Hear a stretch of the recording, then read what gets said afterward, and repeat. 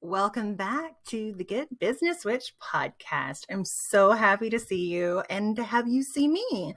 If you are listening on your mobile device or maybe even on your desktop app, I want to let you know that you can also see me on YouTube now, which is so exciting.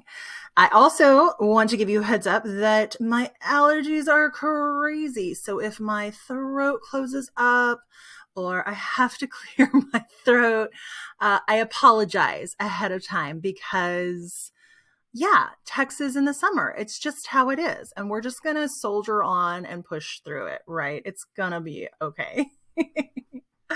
Now that all of that is out of the way, I am excited for today's episode. Today's episode is all about ethical marketing. And the title of the episode is Ethical Marketing for the Empathetic Entrepreneur. Now, that's a lot of ease. I love a little alliteration, but I'm probably not going to say empathetic entrepreneur a lot. Although I do like to say entrepreneur like that. Anyways, let's discuss empathy in business as a business owner, and also as a leader. If you are working with a team in any way, shape, or form, maybe you're a PTA member, maybe you belong to a networking group, like whatever it is. Or maybe you have a small team of employees or contract workers. Empathy is something that's just so important to have as a leader and as a human being. I mean, let's be honest, right? So what is empathy? We talk about empathy a lot. We hear that word a lot, but let's break it down. So to be an empathetic business owner, an empathetic entrepreneur, if you will, it's really looking at things from other people's point of view. It's really connecting with people on an emotional level, on a spiritual soul level. But it doesn't mean you're doing that all the time because our energy would be completely sapped. Am I right?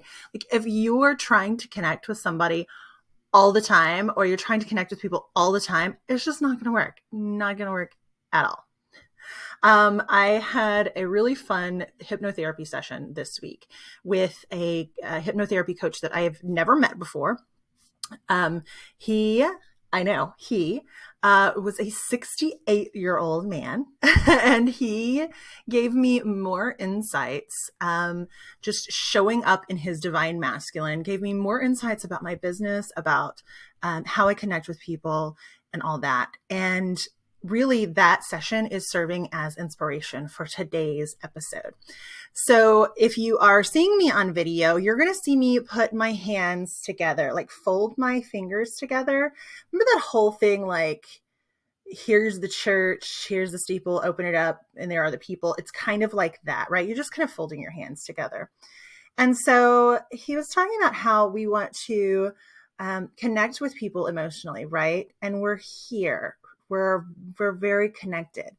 But he said, take your hands and spread them out. So I want you to, if you are able to, don't do this if you're driving, fold your hands together, kind of let your thumbs kind of kiss at the top and weave your fingers in together.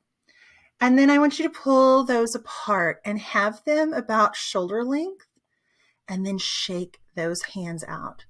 And he said, this is where 80% of your business interactions come from. It's just business. It's just tasks.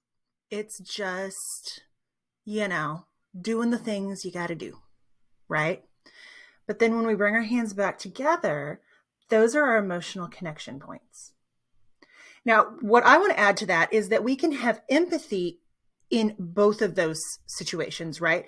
We don't have to be super emotionally connected to the task, the person we're talking to, or even the event, unless we really want to be, right? And so as empathetic individuals, as highly sensitive entrepreneurs and business owners, we tend to want to really rely on that HSP vibe and really connect on an emotional level for everything. And I am implementing his advice into my life and my business to say, you know what, 20% we're connected. We're like really emotionally invested in whatever that is. The other 80%, just shake it out, baby. Shake it out. Empathetic business owners, empathetic people are looking for diverse people to interface with. They're looking for people to add to their circle who are from different walks of life, different races, different genders, different backgrounds, because they understand that part of having empathy is to make sure you're getting out of your bubble. And it is really easy to be in our bubble these days. And I get it. Our bubble is really safe. When we're around people who think like us, who act like us, who believe the same things we believe, it is so super comforting. And especially with all the bullshit that's happening in the world right now, that is super attractive. And we also need to get out of it sometimes. So I'm not advocating for always being out of your bubble, but I am certainly not advocating for always being in it. You know what I mean? Because when we don't understand where other people are coming from, what their needs are, what their background is, what their point of view is on life, we will not be empathetic to people outside of our bubble. And really, that just means that we end up being as bad as Fox News people. Yeah, I said it. Anyway, so moving on through my notes here. One of the big challenges for empathetic business owners is that we have to kind of balance our mission with our marketing. And this can be a real challenge because marketing and sales have such a bad name. The thing is, yeah, you go into the grocery store and the most sugary, appealing and colorful cereals are at children's eye height. They absolutely are. That's marketing. That's sales. The marketing is the colorful box, the cute cartoon characters. The sales is putting it right there. Absolutely. Thing is ultimately as consumers, we have the choice to buy or not. And quite honestly, I mean, my kid is 19 now, but when he was a lot younger, like, it didn't hurt me for him to see those at eye level, right? I mean, overall, like, it's not that harmful. Yes, they're trying. Yes, there's commercials during, I don't know what is the popular show these days, but I want to say Bluey, but I feel like that's probably like on Disney or something. Anyways, like, I remember when Danny was a little bit older and would be on like Nick Jr. or Nickelodeon watching like iCarly and stuff. Yeah, there's commercials that appeal to them. There's also marketing techniques out there that really like push their thumb down on FOMO. Like, I am going to miss out on this. Now, I've talked about this before several times on the podcast, and rather than sending you back to old episodes, like, we will just recenter and review right here. And I talk a lot about faux scarcity versus authentic scarcity. So if you have a time period where you are keeping the doors open for your program for like a week and a half, and it closes, let's say a week from Friday, that is authentic scarcity. Like, you're closing that because once that closes, that means you have got to, maybe order supplies for the event, or, turn in your final reservation numbers, or you all are in a group program. So you're all starting together. And like, that element is super important to the whole experience. That's authentic scarcity. The whole, like, you're a bad person, or, those kind of subliminal messages that we receive if we don't sign up for something like, oh, you must not be committed to your business, or, oh, you must not be committed to your health or your lifestyle or your dog or whatever. Like, that is pushing those FOMO buttons. It is pushing that faux scarcity. It is also like making you feel bad. And that's not the marketing we want to do. The thing is not all marketing is gross. Just like not all sales are gross, right? Like if you are wanting to buy a couch and you're, at, I don't know, rooms to go, depending on the location, sometimes they get annoying. Like you're there to buy a couch, like you need to talk to a salesperson because you want to buy a couch, right? Now, if somebody's like showing up at your doorstep, knock, knock, knock, hey, I'm with Rooms to Go. Do you want to buy a couch? Like that's kind of gross, right? So what is the equivalent on the online space, right? So your marketing should be transparent. Like you should just be like, hey, I'm a business. Like one of the things I really advocate for is if you have a lead magnet and you are inviting people to join your email list, be straight up about like, I'm a business. Don't try to be their friend. Don't try to like, I don't know, soften the blow or whatever. Like come out and be like, hey, I'm so-and-so, this is what I do. These are my best products or these are my best offerings, would love to talk about, working together in the future. Like that's transparency. That helps to then build trust, right? So, we feel a little bit violated might be the wrong word. It might be too strong, but we'll go with it. We feel a little bit violated when, we sign up for somebody's list and it's like, oh, it seems like it's going to be one thing and it turns out to be another, right?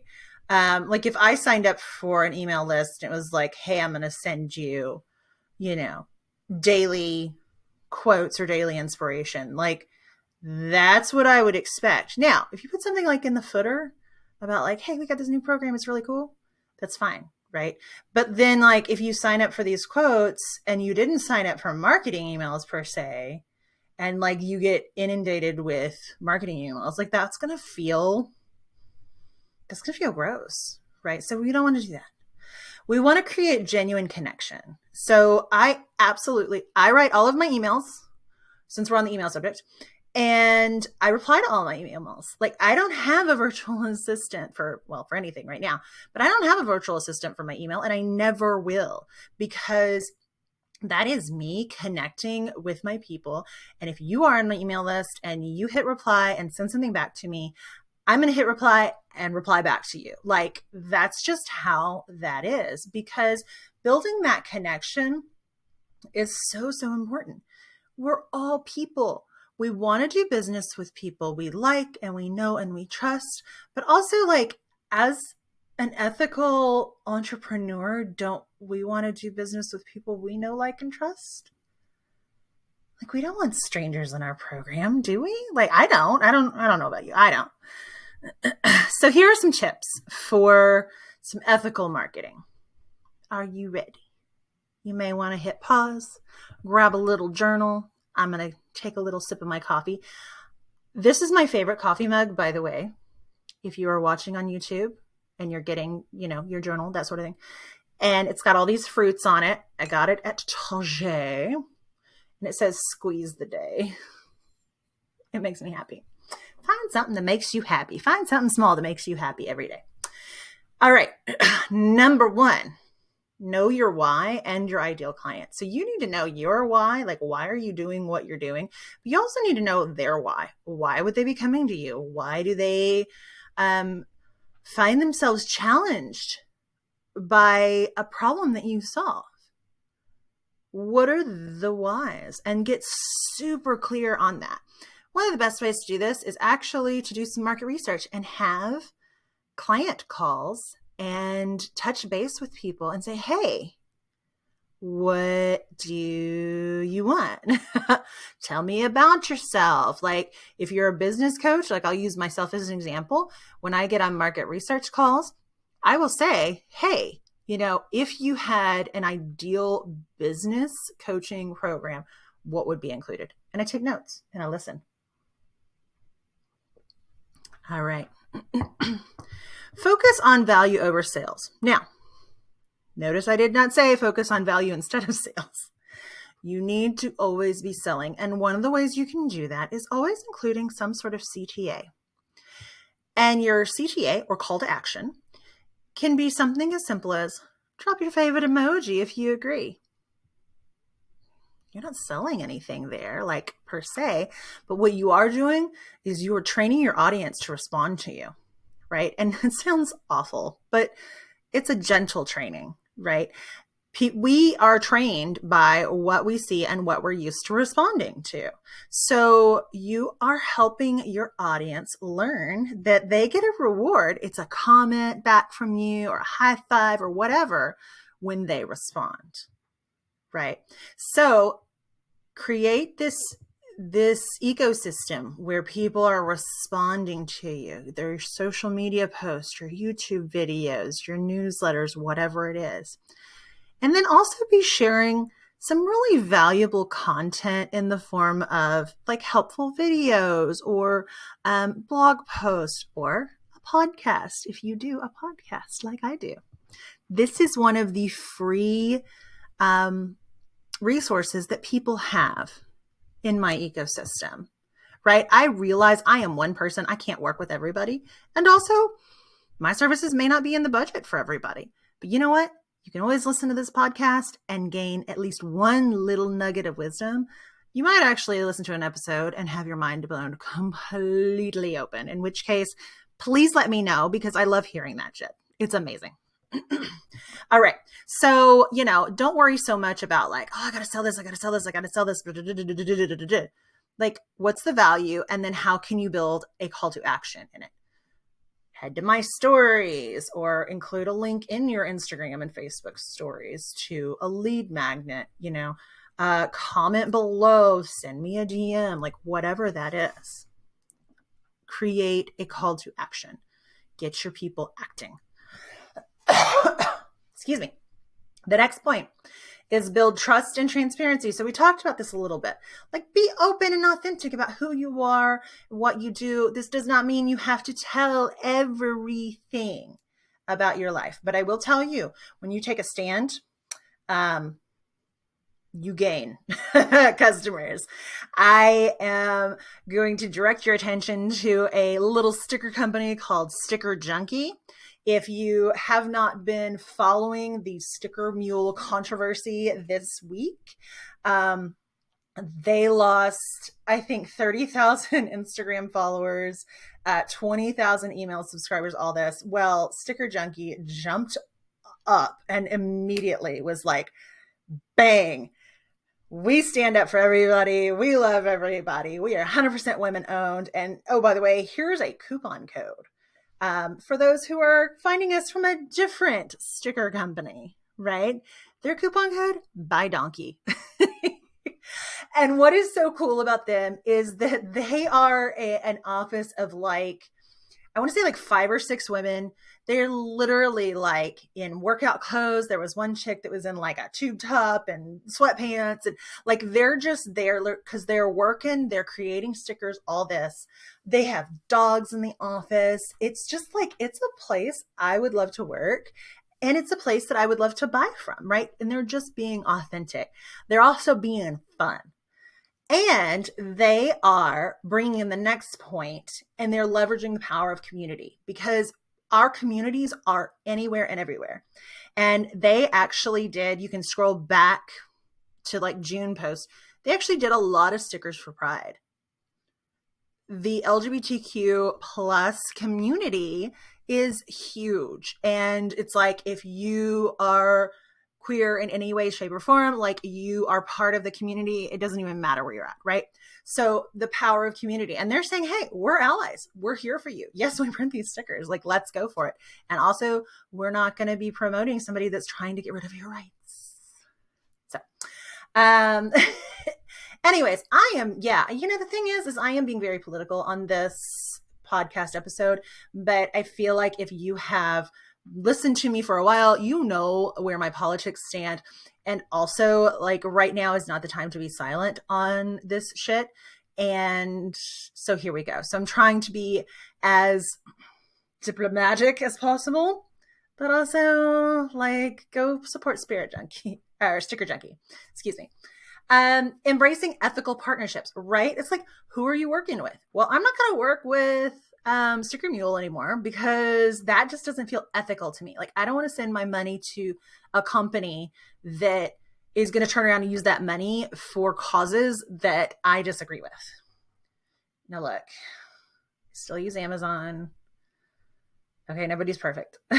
I was at a networking group recently, and one of my friends went with me, and she was so sweet. She was like, I could tell she like felt a little uncomfortable about wearing something that was fast fashion. And I'm like, whatever. Like, I'm wearing Stitch Fix. It's fine. Like, we're not all perfect. But I will say,